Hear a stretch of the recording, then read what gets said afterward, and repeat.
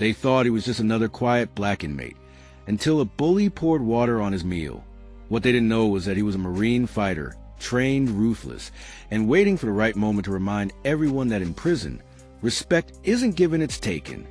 The cafeteria smelled of sweat, overcooked beans, and rust. Metal trays clattered. Voices rose in crude jokes and harsh laughter. Everyone knew the rules of prison life. Sit where you belong, speak when you must, and never, ever look too long at another man's plate. But then it happened. A thick-necked, tattoo-covered inmate named Rocco strutted across the room, his boots dragging loud against the concrete. He was a self-proclaimed king of the block, muscles stacked on muscles, his record filled with fights, extortion, and intimidation.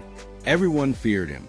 Everyone except one man, Darius King, the lone black inmate who always sat in the cafeteria, shoulders squared, eyes steady, eating in silence like the chaos around him didn't exist. He never joined a crew, never begged for favors, never looked rattled. That calmness irritated Rocco, because in prison, silence wasn't peace. It was defiance. Rocco slammed his tray down, leaned over Darius, and sneered. "What's this? The big dog eating all alone again? You too good for the rest of us." Darius didn't look up. He sliced into his cornbread with mechanical precision, chewing slowly, like he hadn't heard a word. The room tensed. In prison, disrespect to get you killed. Rocco's nostrils flared. He grabbed a plastic cup of water and, without warning, tipped it forward. The liquid spilled over Darius's tray, soaking his cornbread, beans, and meat. The cafeteria roared with laughter. "Eat that, tough guy," Rocco mocked, slapping the table. But the laughter died almost as quickly as it started, because Darius finally looked up. In his eyes, they weren't just angry. They were cold, calculated. The kind of eyes that had seen war, blood, and death. The kind of eyes that made even hardened killers shift uncomfortably in their seats.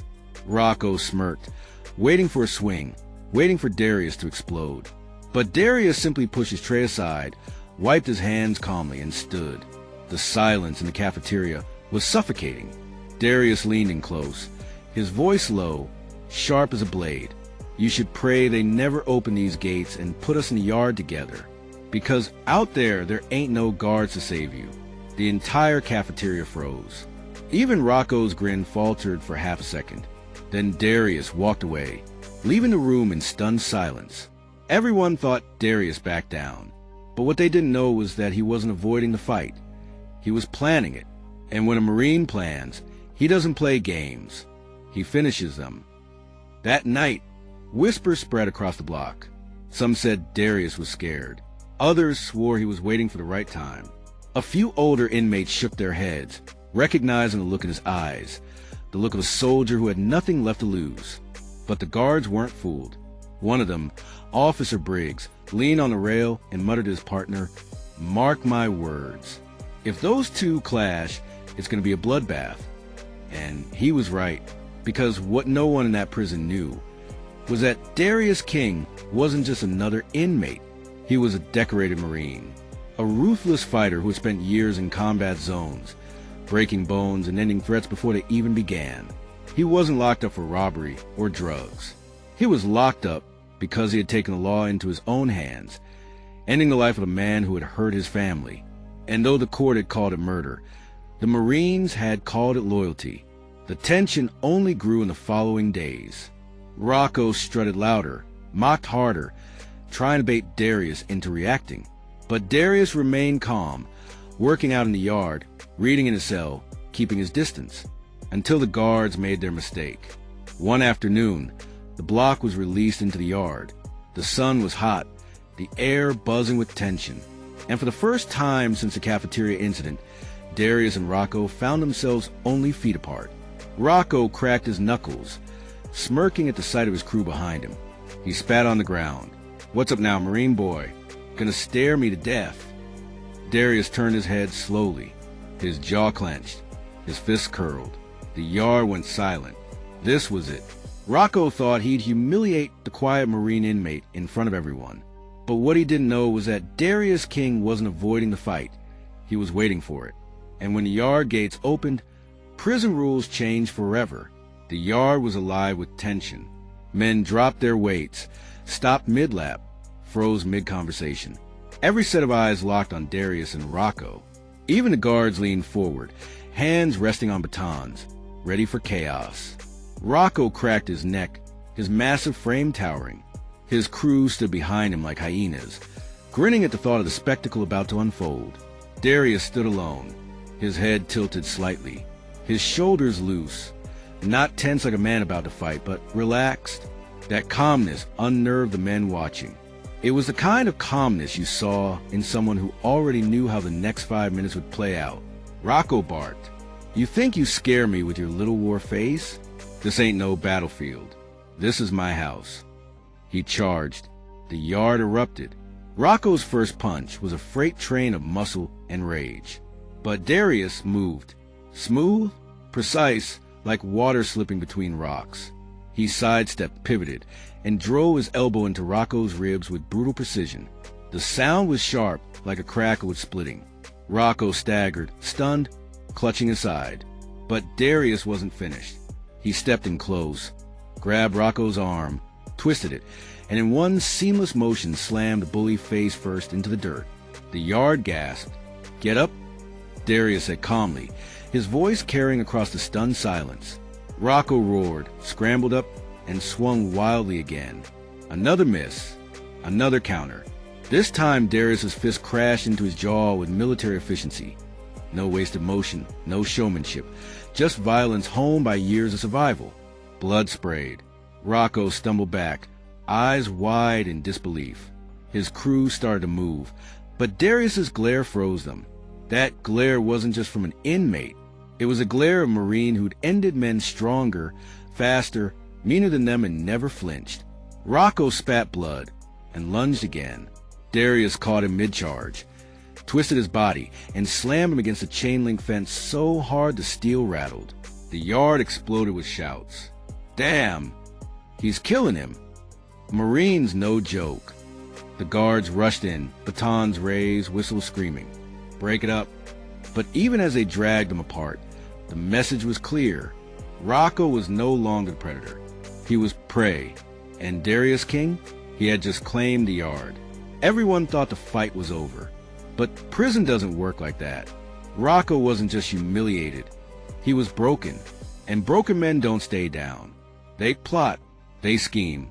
And when they strike back, it's never face to face. That night, the whispers spread like wildfire. Marine took Rocco apart. Man didn't even sweat. Dude fights like he's still in the war. Some admired him. Some feared him. But the most dangerous ones, they envied him. Because in prison, respect was currency. And Darius had just become rich overnight. Rocco, meanwhile, sat in an infirmary, jaw swollen, ribs bruised, pride shattered. His crew surrounded him, hissing in his ear, "You can't let him live, Rock. He made you look weak." Darius hesitated, then followed. The halls were empty, dimly lit. They passed security cameras that were suspiciously turned away. They moved deeper, past the general block, into a section inmates never saw. Briggs stopped at a steel door, swiped a card, and pushed it open. Inside was an office. Not a guard's office. Something bigger. A table lined with files, maps, photos, surveillance reports. And sitting at the table was Warden Harlow himself, a tall, silver-haired man with sharp blue eyes. Harlow looked less like a warden and more like a general. "Mr. King," he said, his voice smooth, commanding. "Please, sit." Darius didn't move, his fists clenched at his sides. "What is this?" Harlow smiled faintly. "This is opportunity. You see, I've been watching you since you arrived. The way you carry yourself, the way you fight. You're not like the rest of these animals. You're disciplined, efficient, dangerous." He leaned forward. "Men like you don't waste away in cages. They're useful, very useful." Darius's eyes narrowed. "Useful how?" Harlow tapped a file on the table. Inside were photos of Santiago, Rocco, and several other high-ranking inmates. "These men are cancers. I need someone who can remove them without drawing suspicion. someone who can operate surgically. Darius's stomach twisted. It wasn't a request. It was a recruitment. "You want me to kill for you?" he said flatly. Harlow's smile never wavered. "Kill? Such a crude word. Think of it as maintaining order. You do this, Mr. King, and life here becomes much easier for you. Refuse." His eyes sharpened. "And accidents happen. Men like you end up on the wrong side of Shanks. Or worse, your family outside gets visited." Darius's fist tightened. His heart pounded, not from fear, from rage. The warden had just declared war. Darius King entered prison thinking his only enemies were gangs and bullies. But now he knows the truth. The warden himself runs a deadly game, pulling strings and turning inmates into weapons. And Darius must make a choice, comply or go to war with the entire system. Darius sat back in the chair, fists tight, jaw locked. Across the desk, Warden Harlow waited, calm as a snake coiled in tall grass. The silence was suffocating. Finally, Darius spoke. His voice was steady, but his eyes burned. "I didn't come here to be your assassin." Harlow chuckled, leaning back. "You misunderstand, Mr. King. You don't have a choice. Every man in this prison belongs to someone. Santiago belongs to cartel. Rocco belongs to chaos. And you belong to me." Darius's stomach twisted, not with fear, but with fury. Back in his cell that night, he replayed the conversation. He knew how men like Harlow worked. The warden wouldn't stop. He'd keep pressing, keep manipulating, until Darius either broke or became his weapon. But Marines don't break. Still, he couldn't rush. A wrong move meant Santiago's cartel connections could reach his family outside. A wrong move meant Briggs or any guard loyal to Harlow could make him disappear in an accident no one questioned. This wasn't just a fight anymore. This was survival, and survival required patience. The next day, Rocco tried again. He hobbled into yard, jaw wired shut, bruised and battered, but rage still burning in his swollen eyes. He didn't lunge this time. He didn't swing. He just glared. "You're dead," he mumbled through clenched teeth. "Warden's dog. They'll eat you alive." Darius didn't even blink. He just stepped closer, close enough for only Rocco to hear. "Pray, I don't decide you're worth finishing first." Rocco's crew pulled him back, muttering. But deep down, even Rocco knew the fight was lost. That evening, Briggs showed up again. Same nod, same signal. Darius followed, though every instinct screamed trap. This time, Briggs didn't lead him to Harlow's office. He led him to the boiler room. Pipes groaned. Steam hissed. Shadows stretched long in the flickering light. A man was waiting. Santiago, but not with his crew. Alone. "Marine," Santiago said softly, spreading his hands. "Relax. If I wanted you dead, you'd already be bleeding." Darius didn't move, didn't speak. Santiago's eyes glinted. "I know what Harlow wants from you. He wants you to kill me. And he's probably telling me the same about you. That's how he plays. Pit dogs against each other.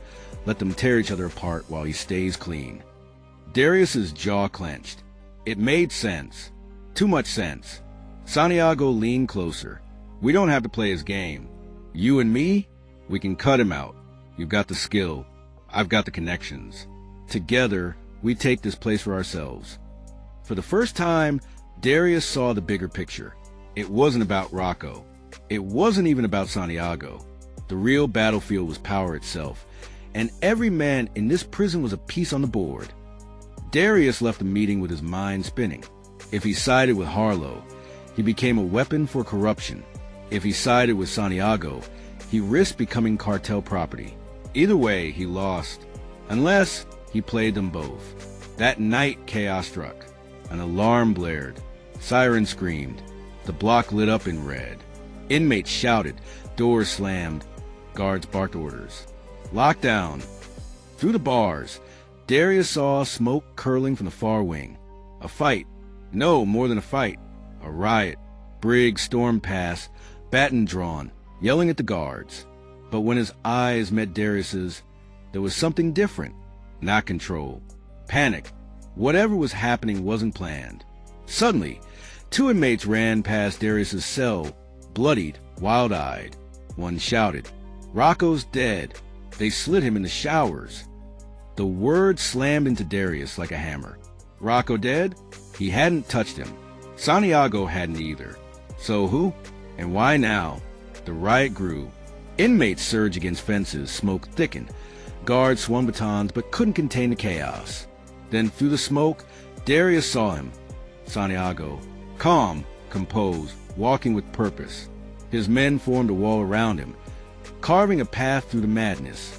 And behind them, Briggs. The guard wasn't fighting against them. He was guiding them. That's when it hit Darius. The gangs weren't just working with Harlow. Some of the guards were too. This wasn't a prison. It was a business, a machine. And men like him, they were the fuel. As chaos raged, Darius's cell door clicked. Unlocked. He froze. Looked down. The key was still in the lock. Someone had freed him. He stepped into the smoke-filled hallway, instincts blazing.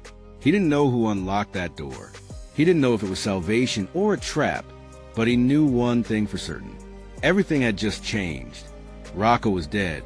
Santiago was moving. Guards were switching sides. And someone had just set Darius King free in the middle of a riot. Was it a chance to escape? Or the beginning of an even deadlier game? One thing was certain. This wasn't prison anymore. This was war. Support our channel. Like and subscribe for more interesting stories.